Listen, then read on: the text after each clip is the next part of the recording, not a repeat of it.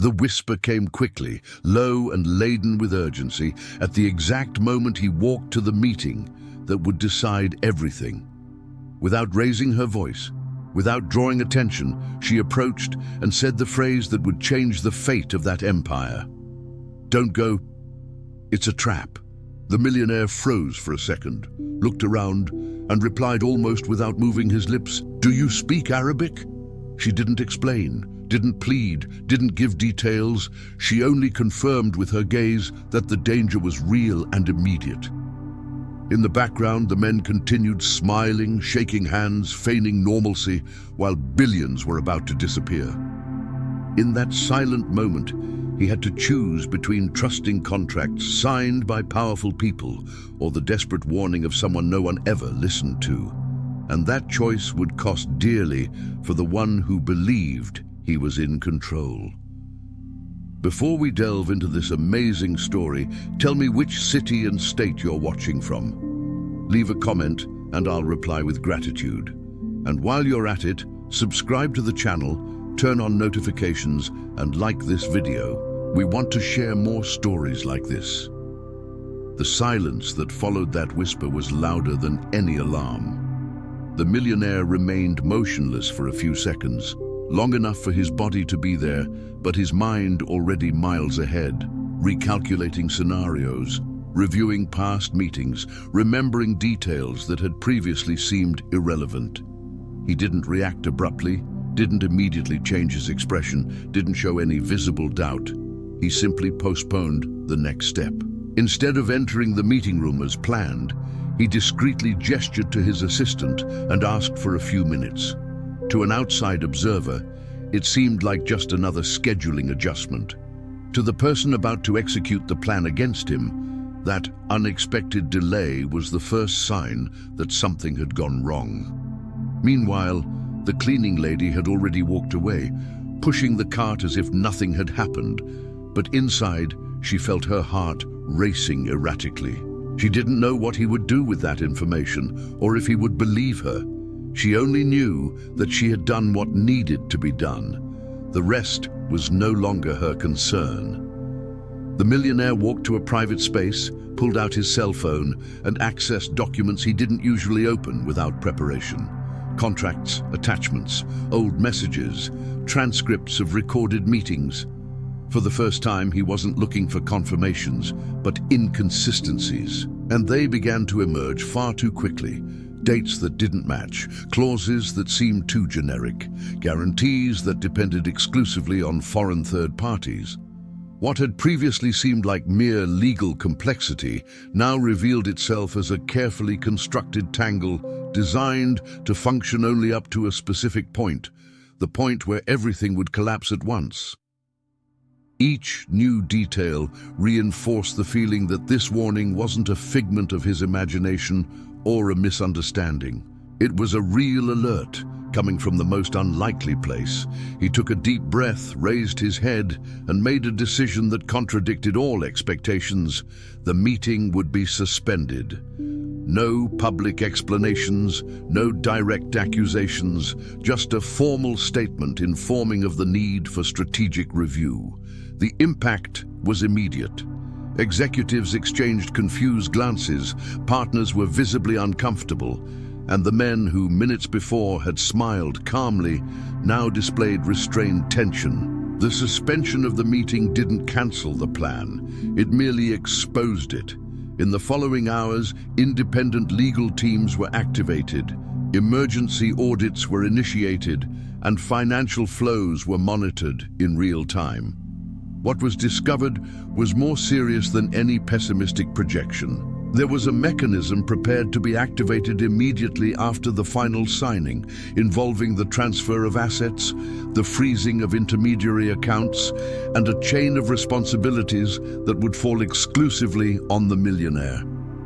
In simple terms, he would be the public face of a carefully orchestrated collapse, while the true culprits would disappear, protected by international contracts. When the preliminary report reached his hands, there was no longer any doubt. If he had entered that room, billions would have evaporated in a matter of hours.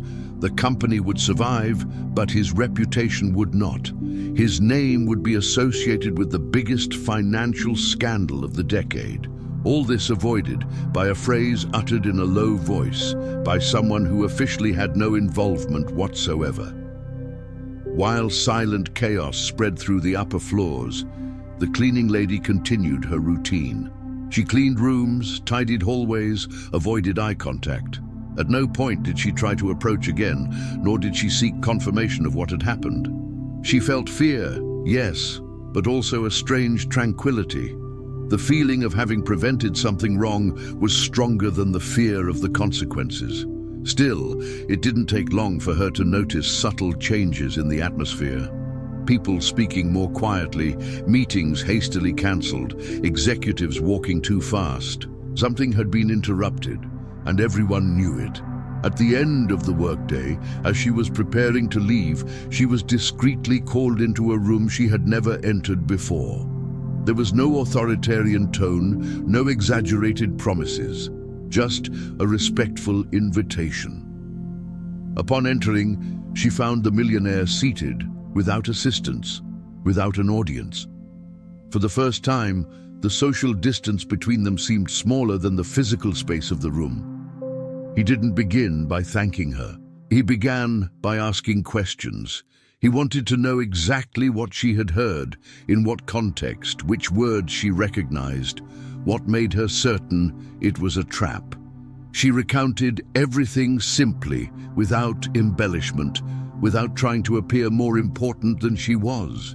She said she didn't understand everything, but she understood enough to perceive intent. She said she didn't know about contracts, but she knew people, and she knew when someone spoke as if they already had victory guaranteed before the time came. The millionaire listened in silence, without interrupting.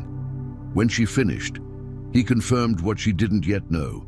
The warning had saved not only money, but thousands of jobs, entire projects, and the very survival of the company. Still, he made it clear that this would not be made public. Not out of shame, but for protection. Exposing that story would put an unnecessary target on someone who had no obligation whatsoever to be there. In the following days, the case was resolved surgically. Contracts were broken, alliances severed, and lawsuits were initiated behind the scenes. To the outside world, it was nothing more than a strategic restructuring. For those involved, it was a silent lesson in arrogance and blindness. The millionaire returned to his routine, but something within him had changed. He began to observe more, to listen more, to distrust simple appearances less. The cleaning lady continued working, but she was never again treated as invisible. She didn't receive spectacular promotions or cinematic rewards. She received respect, and in that environment, that was worth more than any bonus. The story never made the newspapers, never became a headline, never was officially told. But it remained etched in the memory of those who learned that day that real power doesn't only lie with those who sign contracts. It also lies with those who have the courage to speak up when everything seems too perfect to be true. Time seemed to slow down after the meeting was suspended. The millionaire didn't immediately return to the center of the lobby, didn't make any public announcements, didn't explain anything to anyone beyond what was strictly necessary. To outside observers, it was merely a change of agenda. For those on the inside, however, that decision had disrupted an invisible mechanism that had been functioning with absolute precision for months. In the inner corridors, messages began to circulate with a tone of disguised urgency. Phone calls were ended too quickly, and once confident glances now avoided direct contact. Something had been interrupted at the exact point where it should have happened. And whoever orchestrated the plan realized this almost immediately. The millionaire went to a secluded room and requested access to data that was rarely reviewed with such care at that level. He wasn't looking for obvious evidence. He was looking for subtle signs of manipulation. It only took a few minutes for the first strange patterns to emerge.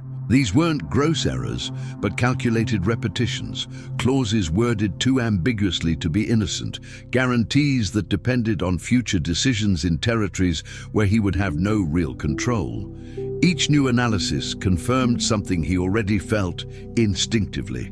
If he had moved forward, the fall would have been inevitable and perfectly attributable to him. Meanwhile, far from the executive floors, the cleaning lady continued her work as usual. She didn't comment to colleagues, didn't seek out supervisors, didn't try to understand the impact of what she had done. For her, the decisive moment had already passed the instant she chose to speak.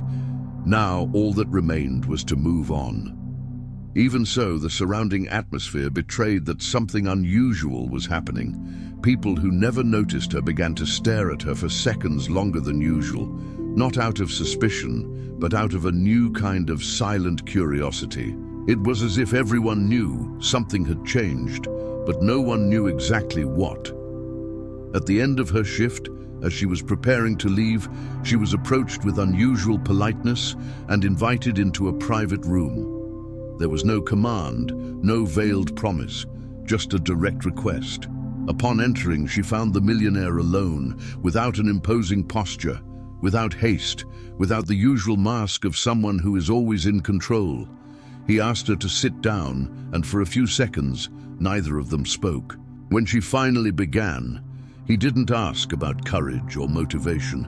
He asked for details. He wanted to understand exactly what she had heard, the context, the words she recognized, the feeling she had at that moment.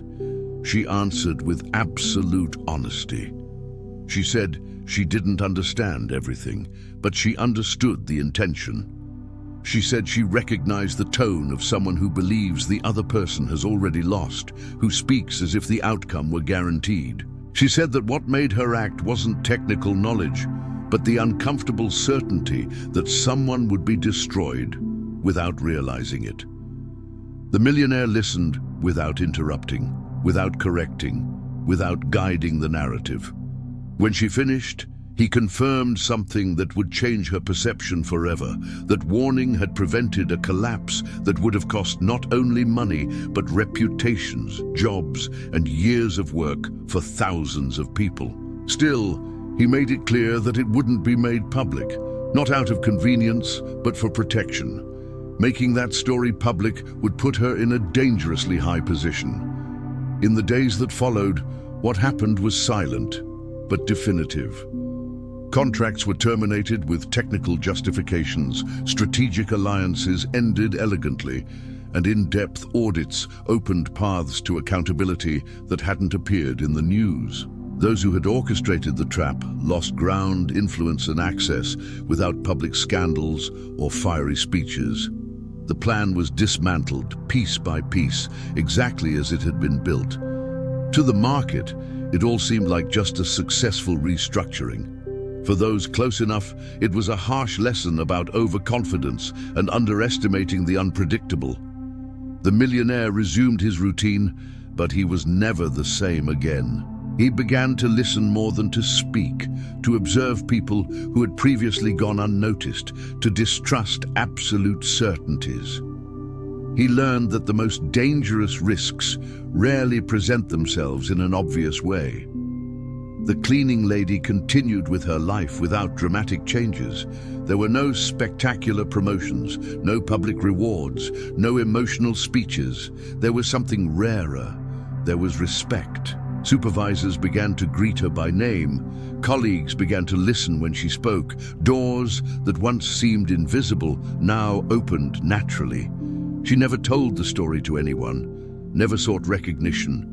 She knew her role had been fulfilled at the right time, and that silence was also part of the protection. Sometimes, when crossing paths with the millionaire in the hallways, they exchanged only a brief glance, enough to remember that giant decisions can be born from small gestures.